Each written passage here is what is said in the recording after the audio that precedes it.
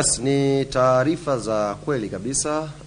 Ipo club imekuja hapa na imekuja kwa nia ya kumhitaji mchezaji wetu Stefan Aziz Ki, na mchezaji huyu Stefan Aziz Ki ni vyema umma ukafahamu kama ambavyo tuliufahamisha wakati anaongeza mkataba na klabu yetu.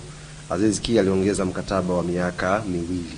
Hivi tunavyozungumza Aziz Ki amebakisha mkataba wa mwaka mmoja, na ndio maana kwenye taratibu zile za transfer kama ambavyo FIFA imeelekeza, mchezaji mwenye mkataba ni lazima klabu inayomhitaji huyo mchezaji ibishe hodi kwa klabu ambayo inamiliki huyo mchezaji. Hivyo tumepata ofa hiyo na taratibu zinaeleza very clear. Ukishapata ofa namna hiyo, cha kwanza kabisa ni kuruhusu kwanza mazungumzo.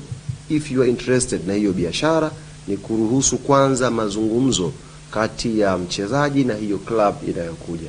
Akishakuwa pana personal agreement, ndio mnakuja kuzungumza sasa transfer agreement kati ya club na club. Kwa hiyo sisi hatua ya kwanza ilikuwa ni kuzungumza na Stefan Aziz Ki, kumwambia kuna offer hii imekuja kwenye club, what do you think? Na yeye akasema nafikiri tumekaa muda mrefu, ni wakati na mimi sasa kwenda kupata changamoto nyingine. Yanga haikutaka kutaja timu hiyo ambayo ipo katika mazungumzo, licha ya kwamba vyombo mbalimbali vya habari vinahitaja Wydad Casablanca ya Morocco. Meneja habari na mawasiliano huyo Yanga Ali Kamwe anasema kinachoendelea sasa ni mazungumzo mengine ya Yanga na klabu hiyo ambayo inamtaka nyota wake.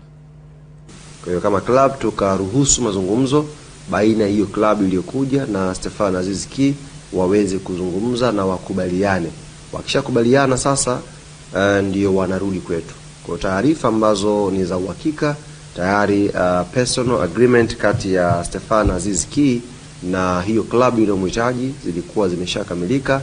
Kwa hiyo wakarudi sasa kwetu sisi kwa ajili ya kuzungumza sasa uhamisho wa kutoka hapa kwenda kwenye hiyo klabu. Aina gani ya uhamisho, dili koje, na thamani yake na kila kitu. Kwa hiyo as we speak right now, bado hakuna document ya mwisho ambayo imesainiwa kati ya klabu yetu na klabu inayomhitaji Stefan Aziz Ki. Ziko negotiations zinaendelea, na naamini kama jambo hili litamalizika kama ilivyokuwa ada ya klabu yetu, tutakuja tena mbele tutaeleza ndugu zetu waandishi wa habari status ya jambo lenyewe limalizika vipi, na ikitokea pia halijamalizika tutakuja kueleza kwamba jambo lilikwamia sehemu gani. Lakini hivi tunavyozungumza Aziz Ki bado ni mchezaji wa Yanga na mkataba mwaka mmoja, lakini is true kwamba kuna hayo mazungumzo yanaendelea ambayo bado haijafika mwisho.